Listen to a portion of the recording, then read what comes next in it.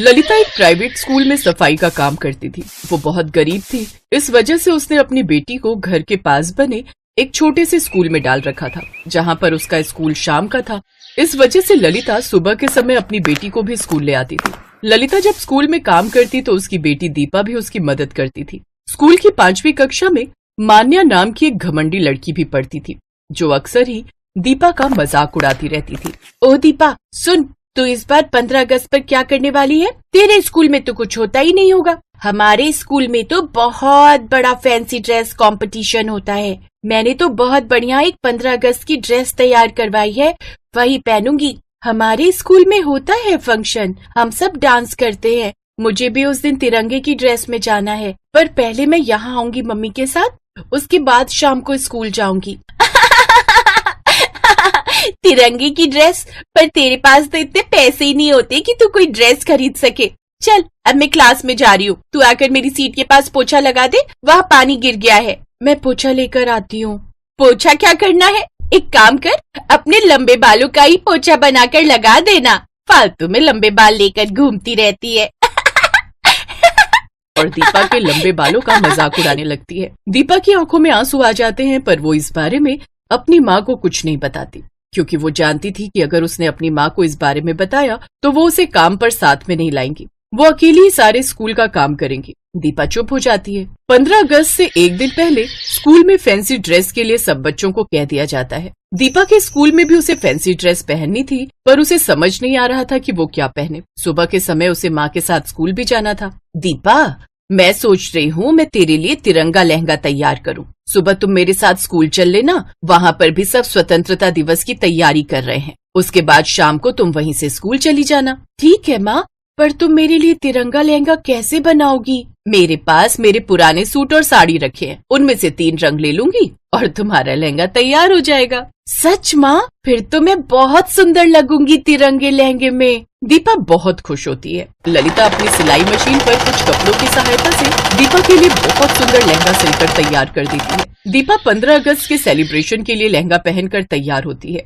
ललिता उसे अपने साथ स्कूल ले जाती है। स्कूल में सभी बच्चे तरह तरह की ड्रेस पहन कर आए थे। दीपा का लहंगा भी बहुत सुंदर लग रहा था। मान्या और उसके सभी साथी दीपा के लहंगे को देख रहे थे। अरे ललिता, तुमने तो दीपा को बहुत सुंदर लहंगा पहना है, कहीं से खरीदा है क्या? जी नहीं मैडम जी, मैंने खुद ही घर पर सिलकर तैयार किया है। शाम को इसके स्कूल में 15 अगस्त का फंक्शन है, सब बच्चे तिरंगे की ड्रेस पहन कर आ रहे हैं, तो मैंने ये लहंगा सिल दिया। अरे वाह, अच्छा, ये तो बहुत बढ़िया बात है। तिरंगा लहंगा, साथ में इतने खूबसूरत घने लंबे बाल। दीपा बहुत प्यारी लग रही है। अरे दीपा, तुम भी हमारे स्कूल के बच्चों के साथ फैंसी ड्रेस कंपटीशन में भाग ले लो। देखो वहाँ हॉल में सभी बच्चे लाइन में स्टेज पर जा रहे हैं, तुम भी उनके साथ पार्टिसिपेट कर सकती हो। मैं भी मैडम जी? हाँ बिल्कुल, चलो मैं तुम्हें लेकर चलती हूँ। जाओ दीपा, मैडम जी के साथ जाओ, तब तक मैं अपना काम कर लेती हूँ। दीपा सब बच्चों के बीच में टीचर के साथ जाती है। दीपा को स्टेज पर जाता देख मान्या जलन से भर जाती है। कुछ देर बाद सभी बच्चे एक एक करके अपनी फैंसी ड्रेस दिखाते हैं, जिसमें दीपा को भी इनाम मिलता है। दीपा अपना इनाम लेकर खुशी खुशी स्कूल की पहली मंजिल पर माँ को दिखाने जा रही थी। मान्या अपनी सहेलियों के साथ वहाँ पहुँची और उसने दीपा का रास्ता रोक दिया। तुम्हारी हिम्मत कैसे हुई स्टेज पर फैंसी ड्रेस कंपटीशन में भाग लेने की? ये सेकंड प्राइज मेरी फ्रेंड पूर्वी का था। पूर्वी, चल इससे ये ट्रॉफी छीन लेते हैं। ये इनाम मेरा है, मैं नहीं दूंगी, मुझे माँ को दिखाना है। छीना झपटी में अचानक मान्या का पैर फिसल जाता है और वो सीढ़ियों के साथ में बने जंगले से लटक कर नीचे गिरने लगती है। बचाओ, मुझे बचाओ, मैं नीचे गिर जाऊंगी। मान्या घबराओ नहीं, तुम मेरे बालों को कस कर पकड़ लो, मैं तुम्हें ऊपर खींच लूंगी। दीपा अपने लंबे बाल नीचे लटका देती है और मान्या उसके बालों को पकड़ लेती है। धीरे धीरे दीपा मान्या को ऊपर खींच लेती है, पर उसके बालों में बहुत दर्द हो रहा था। मान्या ऊपर आ जाती है, तभी शोर सुनकर सब वहाँ इकट्ठे हो जाते हैं। ललिता, तुम्हारी बेटी दीपा तो बहुत बहादुर है, इसने अपने लंबे बालों की सहायता से हमारे स्कूल की बच्ची मान्या की जान बचाई है। थैंक यू मैडम जी। चलो सब बच्चे यहाँ से भीड़ हटाओ, नीचे हॉल में फंक्शन चल रहा है, सब बच्चे जल्दी से वहाँ पहुँच जाओ। दीपा चलो, तुम भी हमारे साथ चलो।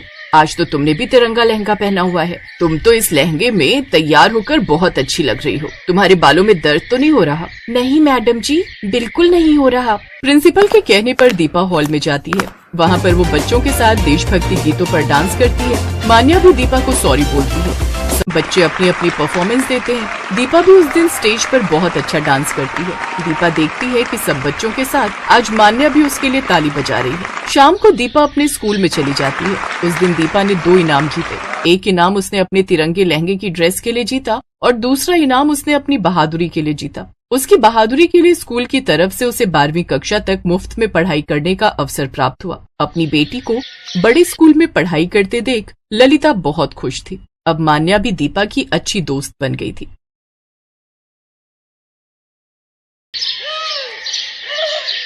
मलकागंज गांव में सोनम अपनी मां विमला के साथ रहती थी। सोनम के पिता की मौत ज्यादा शराब पीने के कारण कुछ साल पहले हो गई थी। अपने पति के जाने के बाद विमला ही अपनी बेटी सोनम का ध्यान रखती थी। वो अपने खेत में थोड़ी बहुत सब्जियां उगाकर उन्हें ठेले में ले जाकर गली गली बेचा करती थी, जिससे उनके घर का गुजारा चलता था। आइए आइए, हरी सब्जियां ले जाइए, दूर भगाए सभी बीमारी, ऐसी है ये सब्जियां हमारी। अरे वाह, तुम्हारी सब्जियां तो बहुत ही हरी भरी और ताजा है भाई। अच्छा, ये पालक कैसे दिया? जी, सभी सब्जियां सिर्फ 30 रुपए किलो है, आपको जो चाहिए ले जाइए। अच्छा, तो ये पालक 1 किलो और कद्दू आधा किलो और हाँ, ये कटहल भी 1 किलो कर दो। जी भाई साहब, अभी बांध देती हूँ। विमला अपनी बेटी सोनम को सरकारी स्कूल में पढ़ने डाल देती है और खुद सारा दिन धूप में गली गली जाकर सब्जियां बेचती, जिससे वो घर खर्च चलाती। साथ ही सोनम की पढ़ाई और कुछ पैसे सोनम की शादी के लिए भी निकाल कर रख लेती। आ गई माँ, चलो आप हाथ मुंह धो लो, मैं तुम्हारे लिए खाना रख देती हूँ। ठीक है बिटिया, तूने खा लिया क्या? नहीं माँ, मैं तो तुम्हारे आने की ही राह देख रही थी। मेरी माँ सारा दिन मेहनत करती है, बहुत थक जाती होंगी ना? मेहनत नहीं करूंगी तो अपनी गुड़िया के ब्याह के लिए पैसे कैसे इकट्ठा करूंगी? ऐसे ही कुछ साल बीत जाते हैं और सोनम 12वीं पूरी कर लेती है। एक रोज वो अपनी माँ के साथ गांव के सरपंच की बेटी रोशनी की शादी में जाती है, जहां उसका शादी का लहंगा देखकर सोनम हैरान रह जाती है। वाह रोशनी, तेरा लहंगा तो कितना खूबसूरत है। खूबसूरत तो होगा ही, इतना महंगा जो है, पर तू ऐसे लहंगे के सपने देखना छोड़ दे। तुम गरीबों के बस की नहीं है इतना महंगा ब्राइडल लहंगा खरीदना। तू तो अपनी माँ को बोलकर उनकी साड़ी का ही लहंगा बनवा लियो अपनी शादी के लिए। रोशनी की ये बात सुनकर सोनम बहुत दुखी होती है। परेशान मत हो मेरी बच्ची, तेरी माँ से जितना हो सकेगा वो तेरे लिए जरूर करेगी। उसी शादी में रोशनी की मौसी आशा अपने बेटे के साथ आई हुई होती है। सोनम पर जैसे ही उसकी मौसी की नजर जाती है, वो उसे देखते ही रहती है। गुलाबी रंग के सूट में ये गोरी लड़की बिल्कुल ऐसी लग रही है जैसे कोई कमल का फूल हो। मुझे तो अपने छोटे बेटे रौनक के लिए बड़ी ही पसंद आई। हाँ माँ जी, लड़की तो बहुत सुंदर है। रौनक को भी सोनम पहली नजर में ही भा जाती है। शादी के कुछ दिन बाद आशा अपनी बड़ी बहू और दोनों बेटों के साथ सोनम के घर जाती है और उसकी माँ से उसका हाथ मांगती है। बहन जी, मैं एक गरीब सब्जी वाली हूँ और आपके बड़े घर में रिश्ता जोड़ने की मेरी हैसियत नहीं है। आंटी, रिश्ता हैसियत देखकर नहीं बल्कि दिल देखकर जोड़ा जाता है और हमें सोनम पहली नजर में ही भा गई। सही कहा बेटा तुमने, और हमें इस शादी से कोई दिक्कत नहीं है। सोनम के लिए बड़े घर से आया रिश्ता देख विमला खुश हो गई। विमला ने अपनी जमा पूंजी निकाली और उसने अपनी बेटी की शादी की तैयारियां शुरू कर दी। सब तैयारियां होने के बाद वो अपनी बेटी को ब्राइडल लहंगा दिलाने के लिए सोनम के साथ शहर गई और सुंदर सा ब्राइडल लहंगा उसके लिए ले आई। मैं जानती हूँ बेटी, तुझे सरपंच जी की बेटी जैसा ब्राइडल लहंगा लेने का मन था, पर तेरी माँ के पास इतने पैसे नहीं कि तुझे इतना महंगा दिला सके। कोई बात नहीं माँ, ये भी मुझे बहुत पसंद है, लेकिन कल क्या होगा ये कोई नहीं जानता। शादी से ठीक एक दिन पहले सोनम का ब्राइडल लहंगा चोरी हो गया और सब लोग बातें बनाने लगे। हाय, कितना बड़ा अपशगुन है, ये तो दुल्हन का लहंगा चोरी हो गया। ये तो बहुत ही बुरा हुआ। बेचारी विमला के पास अब तो इतने पैसे भी नहीं होंगे कि उसे फिर से दिलवा सके। मेरी माँ ने कितने सालों से एक एक पाई इकट्ठी करके मेरे लिए शादी का जोड़ा बनवाया था, लेकिन अब क्या होगा? ये बात जब सोनम की जेठानी को पता चली तो वो बाजार गई और सोनम के लिए एक बहुत ही महंगा और खूबसूरत ब्राइडल लहंगा ले आई, जिसे देखकर सोनम हैरान रह गई। अरे, ये तो वही लहंगा है जो सरपंच जी की बेटी मतलब रोशनी ने अपनी शादी में पहना था। हाँ, हमें उसी ने बताया कि तुम्हें उसका लहंगा बहुत पसंद आया था, लेकिन इतना महंगा होने के कारण तुम ऐसा लहंगा अपनी शादी के लिए खरीद नहीं पाई। इसलिए जब मुझे पता चला कि तुम्हारा लहंगा चोरी हो गया है तो मैं इसे तुम्हारे लिए ले आई। दीदी, आप बहुत अच्छी हो, थैंक यू सो मच। तुम्हारा बहुत बहुत धन्यवाद बेटी, तुमने हमारी लाज बचा ली। सोनम मेरी छोटी बहन जैसी है माँ जी, उसके लिए मैं इतना तो कर ही सकती हूँ। अब कल इस जोड़े को पहनकर दुल्हन बनकर तैयार हो जाना, हम धूमधाम से बारात लेकर आएंगे अपनी दुल्हनिया को लेने।